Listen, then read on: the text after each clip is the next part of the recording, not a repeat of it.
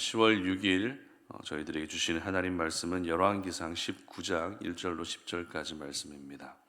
아합이 엘리야가 행한 모든 일과 그가 어떻게 모든 선지자를 칼로 죽였는지를 이세벨에게 말하니 이세벨이 사신을 엘리야에게 보내어 이르되 내일 이맘때에는 반드시 내 생명을 저 사람들 중 한 사람의 생명과 같게 하리라.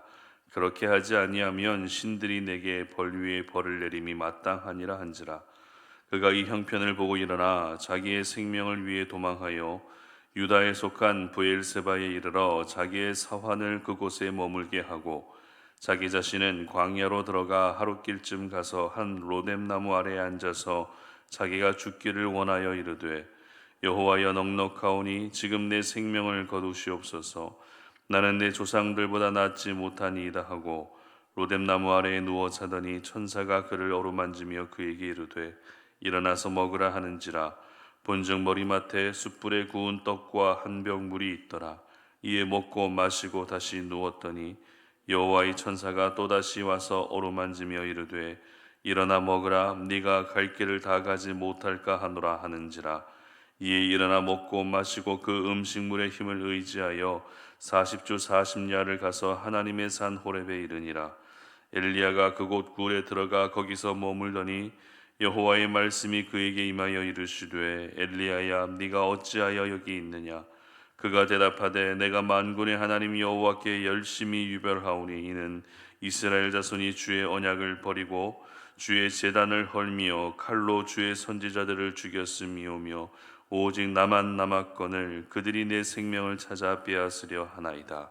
아멘. 하나님의 사람도 지칠 수 있다라는 제목으로 오늘 아침 말씀 전합니다. 완벽한 사람은 아무도 없습니다. 사람이 가지고 있는 그런 불완전함들이 몇 가지 있죠. 그 중에 한 가지가 모든 사람은 죄성을 가지고 있다라는 것이고, 또 한 가지는 어떤 한계점에 이르게 되면 결국 사람은 지칠 수밖에 없다는 것입니다. 힘든 일을 쉬지 않고 계속해서 하게 되면 체력적으로 지치게 되죠. 또 어떤 예기치 않은 상황을 겪게 되면 심리적으로 또 정신적으로 지칠 수도 있습니다. 요즘 현대인들이 가장 많이 가지고 있는 모습 중에 하나가 바로 번아웃 증후군이라고 하는 것입니다. 극심한 육체적, 정신적 피로를 느끼게 되면 일에 대한 열정과 의욕이 사라지고 또 성취감마저도 모두 사라지는 정신적 탈진 증상이 바로 번아웃 증후군입니다. 그런데 잘 생각해 보면 믿음을 가진 하나님의 사람들도 역시 영적 번아웃 증후군과 같은 증상이 일어날 수 있다는 것입니다. 단순히 육체적으로 정신적으로만 지치는 것이 아니라 영적으로 지치는 이 영적 탈진 증상이 생길 수 있다는 것입니다. 예수 믿는 사람이기 때문에, 하나님의 자녀이기 때문에 절대 지치면 안 된다라고 말할 수 없다는 것이죠.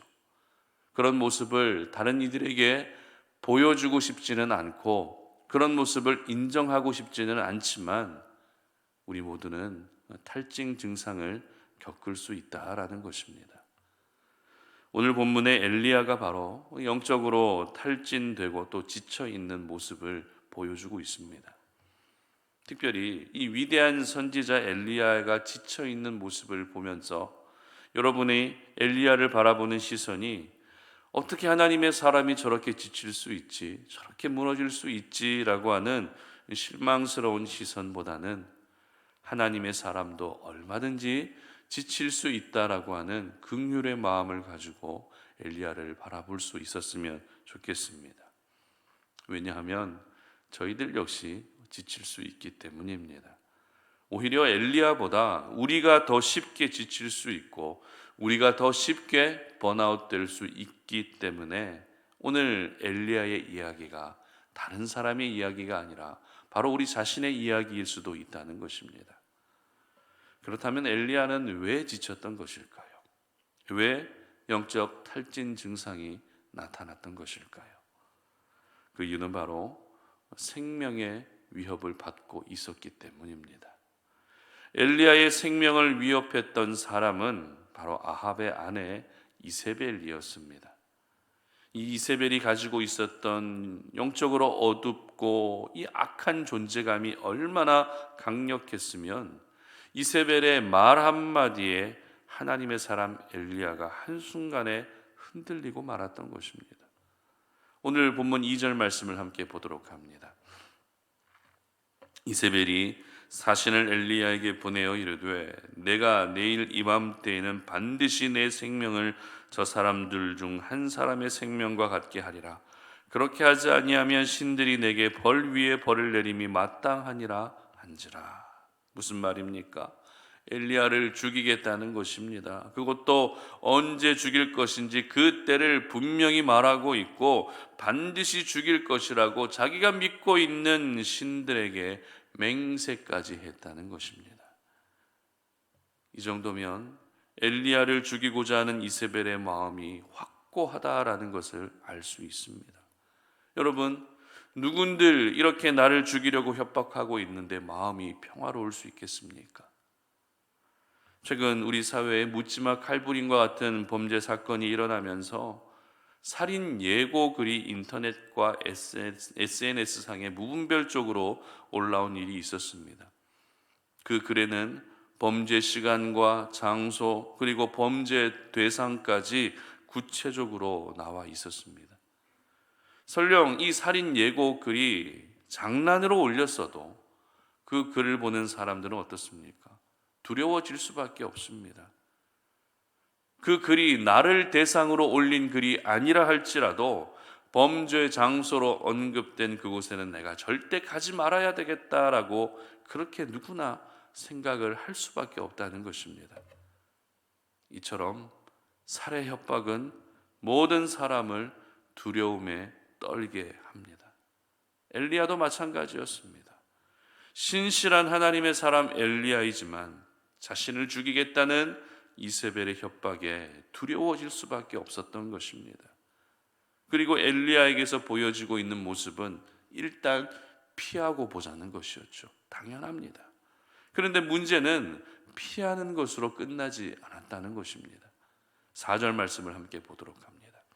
자기 자신은 광야로 들어가 하룻길쯤 가서 한 로뎀나무 아래에 앉아서 자기가 죽기를 원하여 이르되 여호와여 넉넉하오니 지금 내 생명을 거두시옵소서. 나는 내 조상들보다 낫지 못하니이다 하고 이제는 차라리 죽여주시기를 구하고 있었습니다. 이세벨에게 죽는 것보다 차라리 하나님이 죽여주시는 것이 더 낫겠다라고 생각한 것이죠. 여기서 저희들은 지금 엘리야의 상태가 무척이나 지쳐 있었다는 것을 바로 알 수 있습니다. 그런데 단순히 생명의 위협을 받고 있었기 때문에 엘리야가 지친 것이 아닙니다. 1차적인 그런 이유는 생명의 위협을 받고 있었기 때문이지만 그 이면에는 또 다른 이유들도 있었습니다. 이 부분을 정확하게 알기 위해서는 바로 앞에 본문이 어떤 본문인지 살펴볼 필요가 있는데요. 어제 우리가 나누었던 말씀이 바로 그 말씀입니다. 어제 저희들은 가뭄 가운데에서도 갈멜산에서 기도한 엘리야를 살펴봤습니다. 기도했더니 엘리야가 무엇을 받습니까? 손만한 작은 구름, 그 가뭄을 끝낼 수 있는 큰 비를 내려주시는 전조 증상을 봤다는 것입니다. 바로 놀라운 하나님의 은혜를 경험했다는 것입니다. 더군다나 갈멜산에서 기도하기 직전에 있었던 일은 우리가 주일 예배 때 살펴보겠지만 바알과 아세라 선지자들과 영적 대결을 펼친 끝에 멋진 승리를 거둔 일이었습니다. 이처럼 엘리야는 연거푸 하나님의 큰 은혜를 경험하고 있었던 것입니다. 이렇게 굵직굵직한 은혜를 베풀어 주시는 것을 연속해서 경험하면 누구나 세상 무서운 것이 없습니다. 세상 그 어떤 것도 두렵지 않습니다. 왜냐하면 하나님이 나와 함께 해 주시기 때문입니다. 바로 이와 같은 상황에서 엘리야는 이세벨에게 생명의 위협을 받았던 것입니다. 또 어떻게 된 거지? 왜 이세벨이 저렇게 날뛰고 있는데 하나님은 저 이세벨을 그냥 두시는 거지? 왜 큰 은혜를 베풀어 주시다가 이렇게 내가 생명의 위협까지 받아야 되는 것인지 이해할 수 없는 상황으로 결국 엘리야가 지쳐갔던 것입니다. 그런데 여러분, 성경은 신실한 하나님의 사람들의 완벽한 모습만을 기록하고 있지 않다는 것입니다. 믿음의 사람들도 얼마든지 실수할 수 있고 얼마든지 무너질 수 있고 얼마든지 지칠 수 있다는 인간의 연약함을 분명히 기록하고 있다는 것입니다. 그렇습니다. 하나님의 사람도 지칠 수 있습니다. 신앙생활을 30년, 40년 아니 그 이상을 해오셨어도 지칠 수 있습니다. 매 순간 하나님의 큰 은혜를 경험하며 살아왔어도 지칠 수 있다는 것입니다. 현실적인 어려움이 나를 지치게 할 수도 있고요. 기도 응답이 더디면서 하나님 언제까지입니까? 라고 역시 지칠 수 있습니다.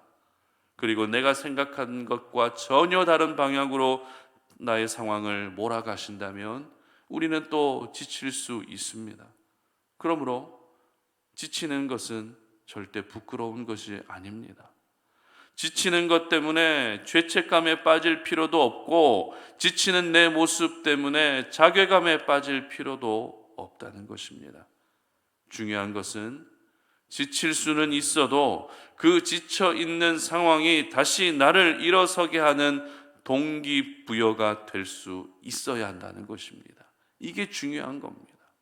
지칠 수는 있지만 지칠 수밖에 없는 그 상황이 다시 나를 일으키게 하는 동기부여가 될 수 있어야 한다는 것입니다. 엘리야도 역시 분명 지쳐 있었습니다. 차라리 나를 죽여달라고 처참하게 무너져버린 엘리야였습니다. 그러나 7절 말씀 보시기 바랍니다. 여호와의 천사가 또 다시 와서 어루만지며 이르되 일어나 먹으라 네가 갈 길을 다 가지 못할까 하노라 하는지라. 아멘. 네가 갈 길을 다 가지 못할까 하노라.